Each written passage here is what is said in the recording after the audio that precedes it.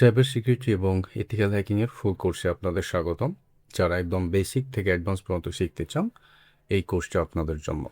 একটা পেইড কোর্সে যা যা শেখানো হয় বা দেখানো হয়, আমি চেষ্টা করব সেই সবগুলো টপিক আপনাদের দেখানো বা বোঝানোর জন্য। এই কোর্সটা আমি ডিজাইন করেছি যাতে কম্পিউটার সায়েন্স নিয়ে যারা পড়াশোনা করেছেন এবং যারা অন্য ডিপার্টমেন্টের, তারাও যাতে আপনারা শিখতে পারেন। আমি টোটাল মেজর 20টা ক্লাস নিয়ে আসবো। এর বাইরেও এক্সট্রা কিছু টপিক থাকবে যাতে আপনাদের আমি একটা ফুল কোর্স উপহার দিতে পারি। আজকে হচ্ছে প্রথম ক্লাস, আর আজকের টপিক হলো ইন্ট্রোডাকশন টু সাইবার সিকিউরিটি এবং ইথিক্যাল হ্যাকিং। তো এইগুলো হচ্ছে আজকের এজেন্ডা।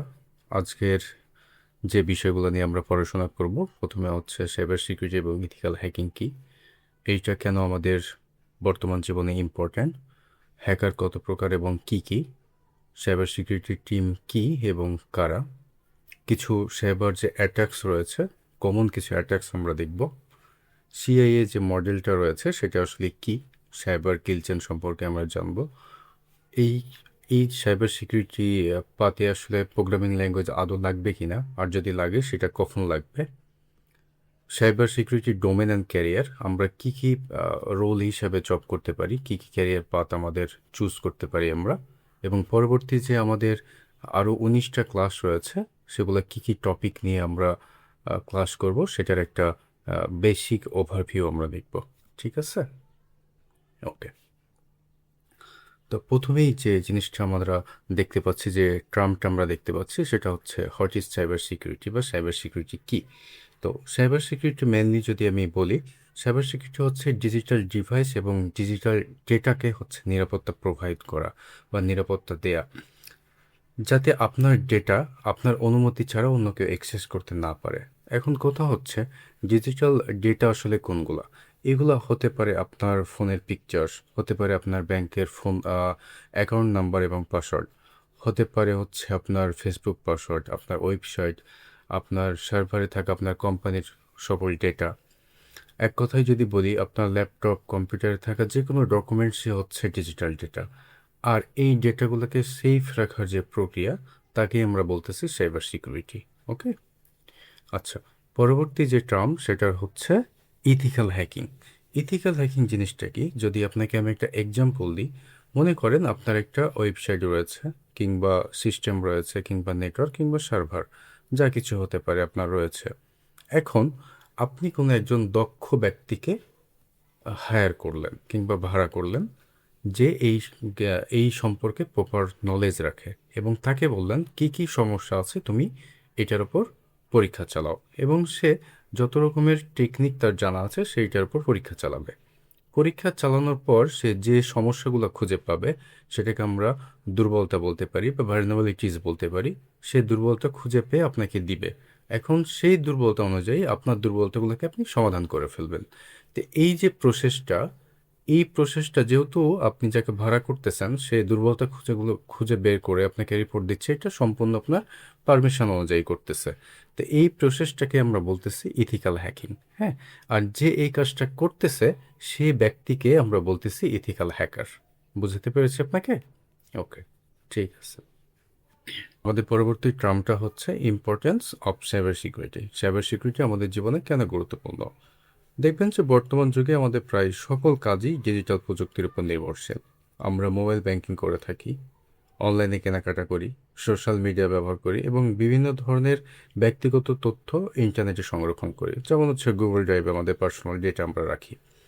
যদি এই তথ্যগুলো নিরাপত্তা নিশ্চিত করা না হয়, তাহলে হ্যাকাররা এই তথ্যগুলো চুরি করতে পারে, ব্যাংক অ্যাকাউন্ট থেকে অর্থ হাতিয়ে নিতে পারে, ব্যক্তিগত ছবি বা হচ্ছে ডকুমেন্টস ফাঁস করে দিতে পারে, এমনকি কোনো প্রতিষ্ঠানের পুরো সিস্টেমকেও তারা অচল করে দিতে পারে, তাই না? এই ধরনের সাইবার আক্রমণ থেকে ব্যক্তি, প্রতিষ্ঠান কিংবা দেশের গুরুত্বপূর্ণ তথ্য ও সিস্টেমকে নিরাপদ রাখার জন্য সাইবার সিকিউরিটি আমাদের জন্য অনেক বেশি গুরুত্বপূর্ণ। সহজ কথায় যদি বলি, সাইবার সিকিউরিটির মূল উদ্দেশ্য হলো তথ্য, সিস্টেম এবং নেটওয়ার্কে অনুমতি ছাড়া প্রবেশ বন্ধ করা, তথ্য চুরি করা, পরিবর্তন করা এবং ধ্বংসের হাত থেকে রক্ষা করাই আমাদের মূল উদ্দেশ্য।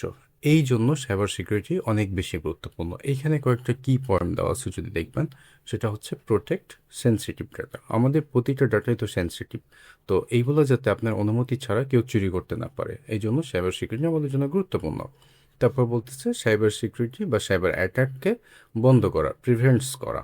সাইবার সিকিউরিটিকে বন্ধ করা, সাইবার অ্যাটাককে বন্ধ করা, তাই না? পরবর্তী বলা হচ্ছে বিজনেস কন্টিনিউটি। ধরেন আপনার একটা ওয়েবসাইট আছে, সেখানে আপনি প্রোডাক্ট সেল করেন, একজন হ্যাকার সেই ওয়েবসাইটটাকে হ্যাক করে ফেললো, আপনার সেটা রিকভারি করতে করতে 7 দিন লেগে গেল, তাহলে আপনার 7 দিনের জন্য আপনার বিজনেসটা ক্ষতি হয়ে গেল না? তো এইটা যাতে না করতে পারে সেটা অবশ্যই আপনার নিরাপদে রাখা উচিত, আপনার জানা উচিত যে কি করলে আপনার এটা হ্যাক হবে না। তো এই জন্য বেশি গুরুত্বপূর্ণ অবশ্যই। তারপর বলতেছে কাস্টমার ট্রাস্ট। ধরেন আপনার একটা ব্যাংক আছে, তো আপনার ব্যাংক থেকে যদি হ্যাকাররা টাকা নিয়ে যায়, তাহলে দ্বিতীয়বার কি আপনার কোনো কাস্টমার সেই ব্যাংকে টাকা রাখবে না। তাহলে কাস্টমার ট্রাস্ট আমাদের বজায় রাখতে হবে। তারপর বলতেছে ফিনান্সিয়াল অ্যান্ড রেপুটেশন। তো ধরেন আপনার ব্যাংক থেকে টাকা নিয়ে গেল, তাহলে তো আপনার ফিনান্সিয়াল লস হইলো, এবং আপনার যদি আপনার ব্যক্তিগত কোনো তথ্য ফাঁস হয়ে যায়, তাহলে তো আপনার মানসম্মানের লস হবে, তাই না? তো এই সব ওভারঅল দিক থেকে সাইবার সিকিউরিটি আমাদের জন্য অনেক বেশি গুরুত্বপূর্ণ, এই সব আমাদের অবশ্যই জ্ঞান রাখতে হবে। এখানে বলা হচ্ছে টাইপ অফ হ্যাকারস। হ্যাকার হচ্ছে কত প্রকার এবং কি কি। অনেক রকমের হ্যাকার রয়েছে, এখানে উল্লেখযোগ্য জাস্ট কয়েকটা দেওয়া আছে। প্রথমে বলা হচ্ছে white hat. White hat hacker কারা? হোয়াইট হ্যাট হ্যাকার হচ্ছে সেই ব্যক্তি যে যাদের আমরা একটু আগে পড়ে আসলাম এথিক্যাল হ্যাকার, বৈধ হ্যাকার, যারা যারা কোনো ব্যক্তি বা প্রতিষ্ঠানের হয়ে কাজ করে, কোনো সিস্টেমের, কোনো ওয়েবসাইটের, কোনো নেটওয়ার্কের দুর্বলতাগুলো খুঁজে বের করে সেই ব্যক্তি বা প্রতিষ্ঠানের মালিককে রিপোর্ট আকারে জমা দেয়, এবং সেই মালিক বা প্রতিষ্ঠান দুর্বলতাগুলো খুঁজে বের করে সেটার সমাধান করে। তো এই সব হ্যাকারদের বলা হয় ইথিক্যাল হ্যাকার বা হচ্ছে হোয়াইট হ্যাট হ্যাকার। ওকে, তাহলে ব্ল্যাক হ্যাট হ্যাকার কারা? এরা হচ্ছে ঠিক অপোজিট। এরা হচ্ছে যে কোনো একটা পার্সনকে, যে কোনো একটা ওয়েবসাইটকে, সিস্টেমকে বা সার্ভারকে হচ্ছে টার্গেট করে, তারপর দুর্বলতাগুলো খুঁজে বের করে, খুঁজে বের করার পর যেই সমস্যাগুলো খুঁজে পায় সেটা দিয়ে হচ্ছে ভালনারেবিলিটিগুলো বা দুর্বলতা খুঁজে পায়, সেখান থেকে এক্সপ্লয়েট করে, তারপর হচ্ছে অ্যাক্সেস নেয়, সেখান থেকে ডাটা নেয়, ডাটা নেওয়ার পর হচ্ছে ব্ল্যাকমেল করে যে আমাকে এত টাকা দিতে হবে, তাহলে এটা আমি ফাঁস করে দিব, কিংবা হচ্ছে মানুষের ক্ষতি করে। এটা হচ্ছে ব্ল্যাক হ্যাট হ্যাকারের কাজ। এখন পরবর্তী আরও দুইটা হ্যাকার আপনি দেখতে পাচ্ছেন, একটা হচ্ছে রেড আর একটা হচ্ছে ব্লু। এটা শুধু জেনে রাখেন যে রেড এবং ব্লু হচ্ছে হোয়াইটের হচ্ছে ক্লাসিফিকেশন। হোয়াইটের হ্যাকারকে বেশ কয়েকটা ভাগে ভাগ করা হয়, তার মধ্যে দুইটা হচ্ছে রেড এবং ব্লু। আমরা পরবর্তী স্লাইডে হচ্ছে এই দুইটার বিস্তারিত পড়বো, তো আমি এর জন্য এই দুইটা স্কিপ করে যাচ্ছি। এখানে শুধু এইটুক জেনে রাখেন যে হোয়াইট হ্যাট হ্যাকারের ক্লাসিফিকেশনের অনেকগুলোর মধ্যে দুইটা হচ্ছে রেড এবং ব্লু। আচ্ছা, পরবর্তী যে হ্যাকারের নাম বলা হচ্ছে সেটা হচ্ছে স্ক্রিপ্ট ক্রিটিস। তাহলে এরা কারা? এরা মেনলি হচ্ছে সেই সব হ্যাকার যারা আসলে কোনো প্রপার নলেজ রাখে না, ইউটিউব কিংবা ফেসবুক বা অন্য কোনো জায়গা থেকে কিছু একটা দেখে শিখছে, সেটা দিয়ে একটা কাজ করে ফেললো, সেটা আদৌ ভালো হইলো কি খারাপ হইলো সেটা ঠিক করা সম্ভব কি সম্ভব না, তারা প্রপার নলেজ রাখে না। তো এই সব হ্যাকারকে বলা হয় স্ক্রিপ্ট ক্রিটিস। তারপরে বলা হচ্ছে হ্যাকিভিটিস। হ্যাকিভিটিস কারা? এইসব পলিটিক্যাল বা সোশ্যাল কজের জন্য কাজ করে। ধরেন এইসব হ্যাকারগুলো কি করে, যে আপনার দেশে পলিটিক্যাল কোনো একটা ইস্যু চলতেছে, তার কাছে মনে হচ্ছে যে এই কাজটা, যে পলিটিক্যাল লিডার সে দেশের বা সমাজের বাইরে কোনো কাজ করতেছে, তো তারা সেই পার্সনের বা সেই দেশের বা সেই মন্ত্রণালয়ের জিনিসপত্র হ্যাক করে এবং সমাজের কাছে সেটা ছড়ায় দেয়।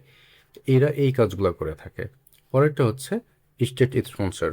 এইসব হ্যাকাররা হচ্ছে দেশের জন্য কাজ করে বা গভর্নমেন্টের জন্য কাজ করে। এরা সরাসরি আর্মির হয়ে কাজ করে বা দেশের জন্য কাজ করে। কিছুদিন আগে দেখলেন যে বড় বড় দেশগুলো দেখবেন যে যেমন হচ্ছে আপনার আমেরিকা কিংবা ইরান কিংবা হচ্ছে রাশিয়া কিংবা হচ্ছে ইসরায়েল, এদের হচ্ছে নিজস্ব হ্যাকার আছে। যখন যুদ্ধ শুরু হয় তখন অন্য দেশের আর্মির ডেটা কিংবা গুরুত্বপূর্ণ ডেটা এরা চুরি করে এবং সেগুলো কাজে লাগায় মানুষকে হচ্ছে টার্গেট করে। তারপর অনেক সময় দেখবেন যে কিছুদিন আগে দেখলেন যে ইরানের হ্যাকাররা হচ্ছে আপনার ইসরায়েলের মিসাইল সিস্টেম হ্যাক করে ওদের মিসাইল ওদেরই হচ্ছে ভূমিতে হচ্ছে ভূপাতিত করছিল। তো এরা হচ্ছে এই টাইপের হ্যাকাররা হচ্ছে এরা করে। ওকে, এবার আমরা পরবর্তী স্লাইডে চলে যাই। তো এইখানে যে আমরা হেডিংটা দেখতে পাচ্ছি সেটা হচ্ছে cyber security disciplines or functions. Cyber security বা ফাংশনসকে মেনলি দুইটা ভাগে ভাগ করা হয়, একটা হচ্ছে অফেন্সিভ আর একটা হচ্ছে ডিফেন্সিভ।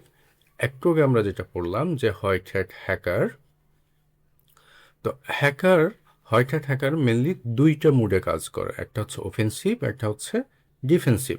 তাহলে অফেন্সিভ জিনিসটা কি? অফেন্সিভ হচ্ছে যখন একজন হ্যাকার কে অফেন্সিভভাবে কাজ করতে দেওয়া হয়, তখন সে কি করে, একজন ব্ল্যাক হ্যাট হ্যাকারের মতো যাবতীয় যত টুলস রয়েছে, যত স্ক্রিপ্ট রয়েছে, যত ধরনের উপায় রয়েছে, সে যত ধরনের মানে টেকনিক ইউজ করতে পারে, স্ক্রিপ্ট হতে পারে, টুল হতে পারে, বিভিন্ন ধরনের হচ্ছে ভাইরাস হতে পারে, যাবতীয় সব কিছু ইউজ করে একটা ওয়েবসাইটকে কিংবা একটা সার্ভারকে কিংবা একটা নেটওয়ার্কে টেস্ট করে, এবং টেস্ট করার পর যে দুর্বলতাগুলো সে পায়, সেটা তখন সেই প্রতিষ্ঠানের মালিককে কিংবা সে ব্যক্তিগত কোনো মালিক যদি হয় তাকে দেয়, যে ভাই এই সব সমস্যা আছে, এটা এটা আপনি সলভ করেন, তাহলে আপনার ওয়েবসাইটটা, আপনার সার্ভারটা কিংবা আপনার সিস্টেমটা ঠিক হয়ে যাবে বা সলভ হবে, বা একজন ব্ল্যাক হ্যাট হ্যাকার হ্যাক করতে পারবে না। তো এই কাজগুলো করে হোয়াইট হ্যাট হ্যাকাররা, এবং এই যে টিমটা করে এই টিমকে বলা হয় রেড টিম। হ্যাঁ, রেড টিম বা রেড হ্যাট হ্যাকার, এই যে এটা যেখানে দেখলেন এইখানে, এরা হচ্ছে এই কাজটা করে থাকে। এটাও তাহলে হোয়াইট হ্যাট হ্যাকার, বাট এরা হচ্ছে যত ধরনের টেকনিক আছে সব টেকনিক ইউজ করে একটা ওয়েবসাইটকে কিংবা একটা সার্ভারকে টেস্ট করে, তারপর সমস্যা খুঁজে পেলে সেই মালিককে দেয়। তো এইটাকে বলা হচ্ছে, বা এই কাজ করার ধরনকে বলা হচ্ছে অফেন্সিভ সিকিউরিটি, এবং এরা একজন ব্ল্যাক হ্যাট হ্যাকারের মতো প্রপার এবং হাই নলেজ রাখে যে একটা সিস্টেমকে বা সার্ভারকে কিভাবে হ্যাক করা যায়, বা একটা নেটওয়ার্কে কিভাবে হ্যাক করা যায়, এবং এদেরকে বলা হয় রেড টিমার বা রেড টিম, এই যে নিচে পয়েন্ট করে দেওয়া আছে। আর ডিফেন্সিভ কি? ডিফেন্সিভ সিকিউরিটিও হচ্ছে হোয়াইট হ্যাট হ্যাকাররাই করে, কিন্তু এরা অ্যাটাকিং মোডে পারফর্ম করতে পারে না, এরা ডিফেন্সিভ কাজ করে। কি করে? একটা সিস্টেমের জন্য যত ধরনের ডিফেন্সিভ কাজকর্ম করা যায় এরা করে, যেমন হচ্ছে ধরেন অ্যান্টিভাইরাসগুলো ঠিকঠাক দেওয়া আছে কিনা চেক করে, কেউ অ্যাটাক করতেছে কিনা সেগুলো মনিটর করে, তারপর কোনো সফটওয়্যার আপডেট এসেছে কিনা সেটা আপডেট দেয়, আইপিএস, তারপর আইডিএস, অ্যান্টিভাইরাস ঠিকঠাক মতো দেওয়া হয়েছে কিনা, এইসবগুলো এরা করে। এরা অ্যাটাক করতে পারে না। তো এই সব যারা করে বা এই মোডের কাজকে আমরা বলতেছি ডিফেন্সিভ সিকিউরিটি, এবং এরা এবং এই কাজটা কারা করে? এই কাজটা করা হচ্ছে ব্লু হ্যাট হ্যাকার। এই যে আমি বলছিলাম একটু আগে, এই যে এইখানে এই ব্লু হ্যাট হ্যাকার এই কাজটা করে, এবং এই টিমটাকে বলা হয় ব্লু টিম বা ব্লু টিমার। আচ্ছা, এইখানে কিছু কমন সাইবার সিকিউরিটি অ্যাটাকস রয়েছে। তো প্রথমে যে অ্যাটাক, এখানে সাইবার সিকিউরিটি অ্যাটাক হাজারটা রয়েছে, এখানে কমন কয়েকটা দেওয়া হয়েছে যাতে অ্যাটাক সম্পর্কে আপনাদের আমি একটা নলেজ দিতে পারি। প্রথমে রয়েছে ফিশিং। ফিশিং অ্যাটাক সম্পর্কে আশা করি আপনারা সবাই জানেন যে কোনো একটা লিঙ্ক দিয়ে দেওয়া হয়, তারপর বলা হয় যে এই লিঙ্কে ক্লিক করলে আপনি 5,000 টাকা পাবেন বা 10,000 টাকা পাবেন, বা এই সফটওয়্যারটা ইনস্টল দিলে আপনি এত টাকা পাবেন। তো ওই লিঙ্কে যখন হচ্ছে আপনি ক্লিক করবেন, তখন হচ্ছে আপনি আপনার কাছে বিভিন্ন একটা সাইট রিডাইরেক্ট করে নিয়ে যাবে, ওখানে যদি আপনি আইডি পাসওয়ার্ড দেন সেটা হ্যাকারের কাছে চলে যাবে। তো এটাকে বলতেছি যে আমরা ফিশিং অ্যাটাক। হুম, ফিশিং কেন বলা হয়? যেমন আপনি মাছকে হচ্ছে যখন বড়শি দেন, তো বড়শির মধ্যে কোনো একটা টোপ দিয়ে দেন, তারপর বড়শিটা যখন মাছ গিলে তখন মেনলি হচ্ছে সে আটকায়, তাই না? তো ফিশিং বলতেছে এই কারণে যে মাছ মনে করে যে আসলে খাবার, কিন্তু ভিতরে অন্য কিছু আছে। তো এইখানে ব্যাপারটাও সেম, যে আপনাকে প্রলোভন দেওয়া হচ্ছে যে আপনি এই কাজটা করলে, এই লিঙ্কে ক্লিক করলে আপনি 5,000 টাকা পাবেন বা আপনি 50% অফার পাবেন, কিন্তু মেনলি ওটার ভিতরে অন্য কিছু রয়েছে। তো এই কারণে হচ্ছে এটাকে বলা হয় ফিশিং অ্যাটাক। পরবর্তী যে অ্যাটাকটা রয়েছে সেটা হচ্ছে man in the middle attack. আমরা কারোর সাথে যখন কমিউনিকেশন করতেছি তখন তো নেটওয়ার্কের মাধ্যমেই করতেছি না। আপনার বন্ধুকে যে আপনি মোবাইলে লিখতেছেন হ্যালো, সেটা তো কোনো একটা নেটওয়ার্কের মাধ্যমেই যাচ্ছে। তো এই যে আপনার ডেটা যখন নেটওয়ার্কের মধ্যে দিয়ে যায়, তখন মধ্যখানে যখন কোনো অ্যাটাকার আপনার ডেটাটাকে পড়ে ফেলে বা ইন্টারসেপ্ট করে ফেলে, এই হ্যাকিংটাকে আমরা বলতেছি man in the middle attack. পরবর্তীতে যে অ্যাটাকটা রয়েছে সেটা হচ্ছে brute force attack. Brute force অ্যাটাকটা কি? ধরেন আমাদের যে লগ ইন পেজ থাকে সেখানে কি থাকে? ইউজার এবং পাসওয়ার্ড। তো হ্যাকাররা কি করে যে ধরেন 1 কোটি ইউজার নেম এবং 1 কোটি পাসওয়ার্ড তারা নিল সাপোজ। আচ্ছা, 5টা দিয়ে আপনাদের বোঝায়। ধরেন 5টা ইউজার নেম দিল, অ্যাডমিনিস্ট্রেটর, অ্যাডমিন 1, অ্যাডমিন 2, অ্যাডমিন 3, এবং পাসওয়ার্ড নিল হচ্ছে password 1, password 2, password 3, password 4, password 5। ওকে, তো প্রথমে সে কি করবে, পাসওয়ার্ডের জায়গা মানে মানে ইউজারের জায়গায় সে সাপোজ দিল হচ্ছে অ্যাডমিন। পাসওয়ার্ডের জায়গায় সে দিবে কি পাসওয়ার্ড 1, তারপর লগ ইন করে দেখবে হচ্ছে না। তারপর কি করবে, পাসওয়ার্ডের জায়গায় সে পাসওয়ার্ডটা চেঞ্জ করে দিবে পাসওয়ার্ড 2, হচ্ছে লগ ইন, না হচ্ছে না। পাসওয়ার্ডের জায়গায় আবার দিবে সে পাসওয়ার্ড 3, লগ ইন হচ্ছে না। তো এইভাবে সে সবগুলা পাসওয়ার্ড চেক করবে লগ ইন হচ্ছে কিনা। যদি দেখে লগ ইন হচ্ছে না, তাহলে এটা বাদ দিবে। তারপর সে ইউজার জায়গায় আরেকটা হচ্ছে ইউজার নেম দিবে। তারপর আবার সেই 1 কোটি পাসওয়ার্ড বা 5টা পাসওয়ার্ড সে চেক করবে। তো টুলস দিয়ে এইভাবে হচ্ছে আপনার কম্বিনেশন ক্রিয়েট করা যায়, এবং হচ্ছে ইউজার এবং পাসওয়ার্ড দিয়ে হিউজ একটা কম্বিনেশন হ্যাকাররা চেক করে। তারপর পাসওয়ার্ড আর আইডি যখন মিলে যায় তখন হচ্ছে লগ ইন করে ফেলে। তো এইটাকে বলা হচ্ছে ব্রুট ফোর্স অ্যাটাক।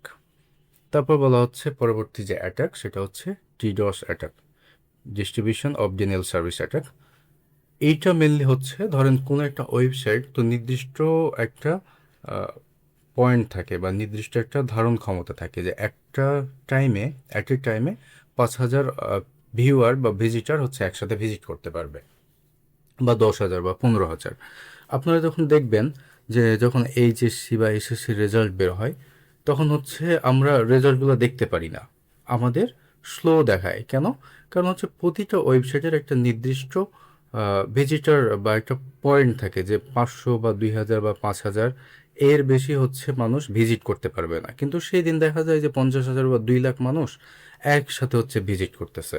তো তার ধারণ ক্ষমতার বাইরে চলে যায় এটা, যে এতগুলো ধারণ ক্ষমতা সে করতে পারবে না। তো এই যে একটা ধারণ ক্ষমতা থাকে, তো একজন হ্যাকার কি করে, কোনো একটা টুলস ব্যবহার করে বা বট ব্যবহার করে সে একসাথে ওই ধারণ ক্ষমতা থেকে বেশি হচ্ছে রিকোয়েস্ট পাঠায় দেয় একটা ওয়েবসাইটে। দেন কি করে, ওই ওয়েবসাইটটা সে ধারণ করতে পারে না বা ওয়েব সার্ভারটা ধারণ করতে পারে না, তখন সে সার্ভারটা ডাউন হয়ে যায় বা ডাউন করে দেয়। তো এই যে এই কাজটা যারা যে হয় বা এই প্রসেসটাকে বা অ্যাটাকটাকে বলা হয় distribution of Daniel service attack বা ডিডস অ্যাটাক। আচ্ছা, পরবর্তীতে যে অ্যাটাকটা রয়েছে সেটা হচ্ছে ম্যালওয়্যার অ্যাটাক। ম্যালওয়্যার মানে হচ্ছে ম্যালিশিয়াস সফটওয়্যার। ম্যালিশিয়াস সফটওয়্যার মানে কি, যে কোনো একটা সফটওয়্যারকে এমনভাবে ডিজাইন করা যাতে আপনার কম্পিউটারকে বা আপনার ল্যাপটপকে, আপনার সার্ভারকে বা নেটওয়ার্কে আনঅথরাইজডভাবে অ্যাক্সেস করা যায়। ম্যালিশিয়াস সফটওয়্যারকে বা ম্যালিশিয়াসকে বা ম্যালওয়্যারকে অনেকভাবে ভাগ করা যায়। তার মধ্যে রয়েছে আপনার ভাইরাস, তারপর রয়েছে আপনার ট্রোজেন, অ্যাডওয়্যার, র্যানসামওয়্যার, অনেক অনেক রয়েছে, এবং এক একটা ম্যালওয়্যার এক এক রকম কাজ আসলে। এইখানে একটাই দেওয়া আছে, সেটা হচ্ছে র্যানসামওয়্যার। র্যানসামওয়্যারের কাজটা কি, র্যানসামওয়্যার যখন আপনার সিস্টেমে, আপনার কম্পিউটার বা সার্ভারে ঢুকে যায়, তখন আপনার সমস্ত ডেটাকে কি করে হ্যাকাররা ইনক্রিপ্টেড করে দেয় বা পাসওয়ার্ড দিয়ে প্রোটেক্টেড করে দেয়। তারপর ওখানে আপনাকে একটা ইমেল আইডি দেবে বা কিছু একটা দিবে। তারপর সেখানে আপনাকে যোগাযোগ করতে বলবে, তারপর বলবে যে আমাদের এত টাকা দাও, নাহলে আমরা কখনোই তোমার ডেটাগুলোকে আনলক করতে দিব না বা পাসওয়ার্ড বলে দিব না। তো এইটা হচ্ছে র্যানসামওয়্যারের কাজ আর কি। পরবর্তীতে যে অ্যাটাকটা রয়েছে সেটা হচ্ছে এসকিউএল ইনজেকশন বা স্ট্রাকচার কোয়েরি ল্যাঙ্গুয়েজ ইনজেকশন। এটার কাজ হচ্ছে কোনো একটা ওয়েবসাইটের বা ওয়েব সার্ভারের ডাটাবেসকে হ্যাক করা। আমরা যে হচ্ছে কোনো একটা ওয়েবসাইটে ঢোকার সময় লগ ইন করি বা রেজিস্টার করার সময় কি করি, আমাদের ডেটা দিই না, যে নাম এটা, আমাদের আইডি এটা, পাসওয়ার্ড এটা, বয়স এটা, সব কিছু দিয়েই তো আমরা হচ্ছে রেজিস্টার করি, তাই না? তো এই রেজিস্টার কি, এই ডাটাগুলো তো কোথাও না কোথাও গিয়ে আমাদের জমা হয়, আইডি পাসওয়ার্ড সবগুলো কোথাও না কোথাও জমা হয়। এটা কোথায় জমা হয়? এটা মেনলি ওয়েব সার্ভারে জমা হয়, এবং একটা জায়গায় জমা হয়, সেটাকে আমরা বলি ডেটাবেস বা ডেটাবেস সিস্টেমে জমা হয়। তো এই এসকিউএল ইনজেকশন অ্যাটাক দিয়ে একজন হ্যাকার এই ডেটাগুলো হ্যাক করে ফেলে, এবং এগুলো হচ্ছে বিক্রি করে বা হচ্ছে আপনার এইগুলো দিয়ে লগ ইন করে ওয়েবসাইটে। ওকে, পরবর্তীতে যে অ্যাটাকটা রয়েছে সেটা হচ্ছে zero day exploit. Zero day exploit কি, যে আমাদের যে হাজার হাজার অ্যাটাক রয়েছে, এর বাইরেও এমন কোনো অ্যাটাক যেটা এখন পর্যন্ত আবিষ্কার হয়নি, আপনি কোনো একটা ওয়েতে একটা জিনিস অ্যাটাক করে বা হ্যাক করে ফেললেন। তো যেটা আবিষ্কার হয়নি, এখনো হয় নাই, আপনি হুট করে সেটা কোনো একটা ওয়েতে আপনি করে ফেললেন হ্যাক, তো এই সব হ্যাককে আপনার জিরো ডে এক্সপ্লয়েট বলা হয়, মানে যেটা এখন আবিষ্কার হয় নাই সেটা আপনি করে ফেললেন, এটাকে আপনার জিরো ডে অ্যাটাক বলা হয়। আচ্ছা, সিআইএ বা সাইবার সিকিউরিটি প্রিন্সিপালস, এটা একটা মডেল। এই মডেলের মানে হচ্ছে যে আপনি যখন কোনো একটা ডিজিটাল কোনো কিছু করতেছেন বা কোনো একটা ডিজিটাল জিনিস আহ, ব্যবস্থা করতেছেন বা মানুষকে ব্যবহার করার জন্য দিচ্ছেন, তখন সেটা ডিজিটাল হিসাবে সিকিউর কিনা এটা পরিমাপ করার জন্য তিনটা আমাদের মেইন টপিকের ওপর গুরুত্ব রাখতে হবে। এবং এই গুরুত্ব রাখার যে জিনিসটা সেটাকে বলা হচ্ছে সিআইএ মডেল। তো প্রথমে যেটা বলা হচ্ছে সেটা হচ্ছে কনফিডেন্সিয়ালিটি, আর এটার মানে হচ্ছে আপনার গোপনীয়তা রক্ষা করা। এই জিনিসটা কি, যে আপনি যে কাজটা করতেছেন সেইটা অথরাইজড কিনা। ধরেন আপনি এটিএম বুথে টাকা তুলতে গেছেন, আপনি একটা কার্ড ঢুকাইছেন, সেটা গোপনীয়তা কিনা। সেটা ধরেন যে আরেকজন ঢুকে যদি আপনার কার্ড দিয়ে আরেকজন টাকা বের করে ফেলতে পারে, তাহলে তো সেটা আর গোপনীয়তা থাকলো না বা অথরাইজড থাকলো না। হ্যাঁ, দেখা যাবে আপনার কার্ড দিয়ে অন্য কেউ ডাটা নিয়ে চলে গেল। তো এইটা যাতে না হয় এমনভাবে সেই জিনিসটা ডিজাইন করতে হবে, ডিজিটাল জিনিসটা যাতে হচ্ছে অথরাইজ থাকে, মানে যার জিনিস সেই যদি থাকে, এটা এতটা যাতে গোপনীয়ভাবে রাখা যায়। 2 নম্বর হচ্ছে ইন্টিগ্রিটি। ইন্টিগ্রিটি কি, যে এই ডাটাগুলো যাতে চেঞ্জ না হয়। হ্যাঁ, ডাটা ধর চেঞ্জ না হয়। সাপোজ আপনি আপনার বন্ধুকে লিখলেন হোয়াটসঅ্যাপে হাই, বাট আপনার বন্ধুর কাছে ওই মেসেজটা গিয়ে হয়ে গেল বাই। তো এইটা অনেক ঝামেলার হয়ে গেল না? তো এইটা যাতে না হয়। কিংবা আপনি এটিএম বুথে টাকা তুলতে গেছেন, আপনি প্রেস করলেন 5,000, আপনাকে টাকা দিয়ে দিল 15,000 বা 300 টাকা দিয়ে দিল, তাহলে কি হলো? হলো না। তো যাতে ডেটার পরিবর্তন না হয়। ওকে, তারপরে বলা হচ্ছে অ্যাভিবিলিটি। অ্যাভিবিলিটি, তো এটার মানে কি? এটার মানে হচ্ছে যে আপনি সিকিউরিটি দিতে গিয়ে এমন কিছু যাতে না করে ফেলেন যে প্রয়োজনের সময় এটা আবার যাতে না পাওয়া যায়। তো সিকিউরিটি আপনাকে দিতে হবে এবং প্রয়োজনের সাথে যাতে এটা অ্যাভেলেবল থাকে এমন কিছু আপনাকে করতে হবে। হ্যাঁ, তো এইটা আপনাকে মাথায় রাখতে হবে যে যে অথরাইজড যার জিনিস এটা প্রয়োজনের সময় সে যাতে সেটা অ্যাক্সেস করতে পারে। তো এই হইল আপনার সিআইএ ট্রেড বা সিআইএ মডেল। তারপরে হচ্ছে সাইবার সিকিউরিটি কিল চেন। সাইবার সিকিউরিটি কিল চেনটা জিনিসটা কি? এটা হচ্ছে সাইবার সিকিউরিটি কিল চেনটা মেইনলি আসছে আর্মি কিল চেন থেকে। আর্মিরা যখন কোনো অপারেশন পারফর্ম করে তখন তারা একটা স্টেপ নেয় যে আমরা এই অপারেশনটা পারফর্ম করব, তো আমাদের কী কীভাবে এই স্টেপগুলো নেওয়া উচিত। তো এইটা মার্টিন নামে একজন ব্যক্তি এই সাইবার কিল চেনটা নিয়ে আসছিল 2012 সালে। তো সেখান থেকে আসছে আর্মি কিল চেন থেকে সাইবার কিল চেন। তো এখানে মেনলি 7টা ধাপ রয়েছে। তো প্রথমে 1 নম্বর হচ্ছে রিকগনাইসেন্স। রিকগনাইসেন্সকে আরেকটা ভাষায় বলা যায় ইনফরমেশন গ্যাদারিং। তো আপনি যে বা যাকে, বা সেটা ওয়েবসাইট হোক, সার্ভার হোক, বা ফোন হোক বা ল্যাপটপ হোক, যাকে আপনি টার্গেট করতেছেন তার বিষয়ে আপনাকে প্রপার নলেজ বা প্রপার ইনফরমেশন গ্যাদার করতে হবে। তো এটাকে বলা হচ্ছে রিকগনাইসেন্স বা ইনফরমেশন গ্যাদারিং, যাই বলেন আপনি। 2 নম্বর হচ্ছে ওয়েপেনাইজেশনস। তো আপনি যে ইনফরমেশন গ্যাদার করলেন বা রিকগনাইসেন্স করলেন, সেটার ভিত্তিতে আপনি তো কিছু একটা ডেটা পেয়েছেন যে এটা এটা সমস্যা বা এটা সে পছন্দ করে বা এইটা। তো এইটার ভিত্তিতে আপনি একটা অস্ত্র তৈরি করবেন, যে এইভাবে এই ভাইরাসটা তৈরি করলে আমি তাকে অ্যাটাক করতে পারবো, বা এই ভাইরাসটা আমার তৈরি করা উচিত, বা এই ফিশিং লিঙ্কটা আমার তৈরি করা উচিত। আপনি সেইভাবে একটা অস্ত্র তৈরি করবেন। 3 নম্বর হচ্ছে ডেলিভারি। আপনি তো অস্ত্রটা তৈরি করে ফেললেন, একটা ভাইরাস কিংবা হচ্ছে একটা ফিশিং লিঙ্ক তৈরি করে ফেললেন। এখন কথা হচ্ছে এইটা তো আপনার টার্গেট পর্যন্ত পৌঁছাতে হবে। সেটা কিভাবে পৌঁছাবেন? সেটা হতে পারে পেন ড্রাইভ তার ওখানে ফেলে দিয়ে আসলেন, কিংবা হচ্ছে আপনি ইমেলের মাধ্যমে দিতে পারেন, কিংবা মেসেঞ্জারে দিতে পারেন, কিংবা হোয়াটসঅ্যাপে দিতে পারেন। তো ডেলিভারি দিতে হবে কোনো একটা উপায়ে। আচ্ছা, 4 নম্বর হচ্ছে এক্সপ্লয়টেশন। এক্সপ্লয়টেশন কি, যে সেইখানে আপনি যে সিস্টেমটাকে হ্যাক করতে চাচ্ছেন সেখানে যে দুর্বলতা আছে, সেই দুর্বলতাকে আপনাকে খুঁজে বের করতে হবে। খুঁজে বের করে আপনাকে দেখতে হবে যে কোনো দুর্বলতা আছে কিনা, সে দুর্বলতা খুঁজে বের করতে হবে। আপনি বিভিন্ন ধরনের সেখানে অ্যাটাক চালাইতে পারেন, এসকিউএল ইনজেকশন অ্যাটাক চালাইতে পারেন, ক্রস-সাইট চালাইতে পারেন। ভালনারেবিলিটিগুলো খুঁজে বের করে আপনাকে এক্সপ্লয়েট করতে হবে। তারপর হচ্ছে আপনার ইনস্টলেশন। ইনস্টলেশন কি, আপনি যে ভাইরাসটা তৈরি করেছিলেন, আপনি যে অস্ত্রটা তৈরি করেছিলেন সেইটা সেখানে ইনস্টল করতে হবে। ওকে, আচ্ছা, ইনস্টল করা হয়ে গেল। এরপর হচ্ছে কমান্ড অ্যান্ড কন্ট্রোল। তারপর সেইখানে আপনাকে কমান্ড নিজের কন্ট্রোলে নিতে হবে, সেটাকে প্রপারলি সেট আপ করতে হবে, যে একটা রিভার্সাল সেট করতে হবে, আপনি যেভাবে চান সেটা যাতে সেভাবে রেসপন্স করে। তারপরে 7 নম্বর হচ্ছে অ্যাকশনস অন অবজেক্ট। তারপর আপনার এক্সাক্ট যে মোটিভ, আপনি সেখান থেকে যা চান সেটা আপনাকে নিয়ে আসতে হবে। আপনি যদি ডেটা চান তো ডেটা নিয়ে আসলেন, আপনি যদি পিকচার চান তো পিকচার নিয়ে আসলেন, বা আপনি যদি মনিটর করতে চান আপনি মনিটর করলেন। তো এটাই হচ্ছে সাইবার সিকিউরিটি কিল চেন, যেটা হচ্ছে 7টা ফেজ বা 7টা ধাপ, যেটা দিয়ে আপনি হচ্ছে যখন কাউকে অ্যাটাক করবেন তখন আপনাকে মেনটেন করতে হবে মেনলি। তারপর হচ্ছে যে is programming language is important. Is programming language important, programming language কি সত্যিই গুরুত্বপূর্ণ? হ্যাঁ, প্রোগ্রামিং ল্যাঙ্গুয়েজ সত্যিই গুরুত্বপূর্ণ, তবে বেসিক পর্যায়ে না। আপনি যখন জুনিয়র সাইবার সিকিউরিটি ইঞ্জিনিয়ার হিসেবে বা পেনিট্রেশন টেস্টার হিসাবে আপনি যখন জব করবেন তখন এটা গুরুত্বপূর্ণ না। তখন টুকটাক যে প্রোগ্রামিং ল্যাঙ্গুয়েজ আমাদের প্রয়োজন সেটা আপনি চ্যাট জিপিটি বা হচ্ছে যে কোনো এআই দিয়ে আপনি কাজ চালিয়ে নিতে পারবেন। বা বেসিক পর্যায়ে আসলে প্রোগ্রামিং ল্যাঙ্গুয়েজ আমাদের তেমন লাগেই না। এটা হচ্ছে যখন আপনি অ্যাডভান্স পর্যায়ে যাবেন তখন আপনাদের প্রোগ্রামিং ল্যাঙ্গুয়েজ লাগবে। তখন যদি আপনি চান যে ভাইরাস অ্যানালাইসিস করবেন, ভাইরাস নিয়ে কাজ করবেন, নিজেই হচ্ছে ভাইরাস ডেভেলপ করবেন, কিংবা হচ্ছে ছোটো ছোটো স্ক্রিপ্টগুলো আপনি নিজে নিজে তৈরি করবেন, তখন প্রোগ্রামিং ল্যাঙ্গুয়েজ প্রয়োজন। কিন্তু বেসিক পর্যায়ে আমাদের প্রোগ্রামিং ল্যাঙ্গুয়েজ মোটেও প্রয়োজন নাই।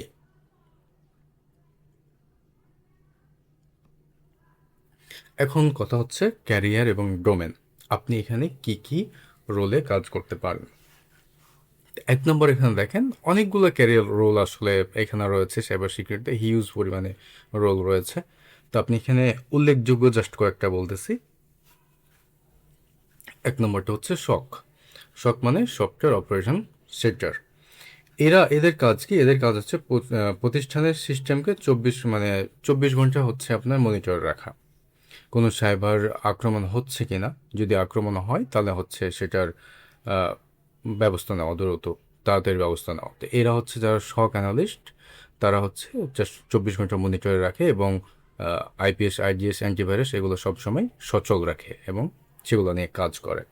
তারপরে বলা হচ্ছে অ্যাপ্লিকেশন সিকিউরিটি ইঞ্জিনিয়ার। এরা কারা? এরা হচ্ছে ওয়েব এবং মোবাইল অ্যাপ্লিকেশনের যে নিরাপত্তা পরীক্ষা করে, দুর্বলতা খুঁজে বের করে এবং খুঁজে বের করে একটা রিপোর্ট জেনারেট করে এবং হচ্ছে যারা ডেভেলপার তাদের হচ্ছে দেয় যে ভাই এই সমস্যা আছে, তোমরা এগুলো সমাধান করো, তাহলে তোমাদের ওয়েবসাইট কিংবা মোবাইল অ্যাপ্লিকেশনগুলো ঠিক থাকবে। ওকে। তারপরে হচ্ছে নেটওয়ার্ক সিকিউরিটি ইঞ্জিনিয়ার। এরা কারা? এরা হচ্ছে নেটওয়ার্কে যে হ্যাকাররা আছে অনুমোদনহীন সেখানে প্রবেশ করে, সেখান থেকে নেটওয়ার্ককে সুরক্ষিত রাখে। তারপর হচ্ছে আপনার ক্লাউড সিকিউরিটি ইঞ্জিনিয়ার। এরা কারা? এরা হচ্ছে যেমন হচ্ছে আমাদের ক্লাউড কিছু আছে না, ক্লাউড কিছু সার্ভিস রয়েছে, যেমন হচ্ছে আপনার অ্যামাজন ওয়েব সার্ভিসেস, মাইক্রোসফট আছে, গুগল ক্লাউড আছে।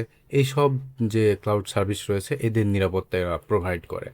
তারপর হচ্ছে ম্যালওয়্যার অ্যানালিস্ট। এরা হচ্ছে ম্যালওয়্যার নিয়ে স্টাডি করে, যে আপনাকে যখন কেউ অ্যাটাক করলো তখন হচ্ছে সেই অ্যাটাকটা বা সেটা ভাইরাসটা কিংবা হচ্ছে র্যানসামওয়্যারটা ঠিক কতটুকু ক্ষতি করেছে, কিভাবে ক্ষতি করেছে, এটা কিভাবে কাজ করে না করে, কিংবা যখন আপনি কোনো একটা ম্যালওয়্যার ডিজাইন করলেন এটা কতটুকু ক্ষতি করবে, এই সব বিষয় নিয়ে তারা হচ্ছে অ্যানালাইসিস করে। তারপরে যেটা রয়েছে সেটা হচ্ছে digital forensic investigator. Cyber attack হওয়ার পর ডিজিটাল প্রমাণ তারা সংগ্রহ করে, সেগুলো বিশ্লেষণ করে, সেগুলো তদন্ত করে এবং তারা একটা রিপোর্ট জেনারেট করে পুলিশকে কিংবা অন্যান্য যারা ক্রাইম ইনভেস্টিগেটর টিম তাদের হচ্ছে তারা জমা দেয় আর কি। তো পরবর্তীতে এইখানে দেখেন আমাদের সাইবার সিকিউরিটি হচ্ছে রোড ম্যাপ। পরবর্তীতে আমাদের যে ক্লাসগুলো রয়েছে সেগুলো হচ্ছে networking, lab set up, cryptography, তারপর হচ্ছে ওয়াইফাই হ্যাকিং, তারপর হচ্ছে ফায়ারওয়াল, তারপর হচ্ছে সোশ্যাল ইঞ্জিনিয়ারিং, তারপর ম্যালওয়্যার আমরা কীভাবে ক্রিয়েট করব, তারপর হচ্ছে ওয়েবের বেসিক আমরা জানবো, তারপর ভার্নাবিলিটি খুঁজে বের করব, ওয়েবসাইট হ্যাকিং, ওয়াইফাই হ্যাকিং, তারপর হচ্ছে রিপোর্ট আমরা কিভাবে কি করব, এই সব যাবতীয় আমার টোটাল হচ্ছে আমাদের 20টা ক্লাস রয়েছে। আরও কিছু এক্সট্রা টপিক আমাদের থাকবে, আমাদের সাথে থাকবেন আশা করছি, তাহলে আপনাদের আমি একটা ফুল কোর্স উপহার দিতে চেষ্টা করব। তো আমাদের পরবর্তী ক্লাস মেনলি হচ্ছে নেটওয়ার্ক বেসিকের ওপর, এরপর থেকে আমরা প্র্যাকটিক্যালে যাব ল্যাব সেট আপের পর, পরবর্তী আমরা নেটওয়ার্কিং দেখবো আর কি। তো আজকের মতো এইটুকুই, ধন্যবাদ, সবাই ভালো থাকবেন, আল্লাহ হাফেজ।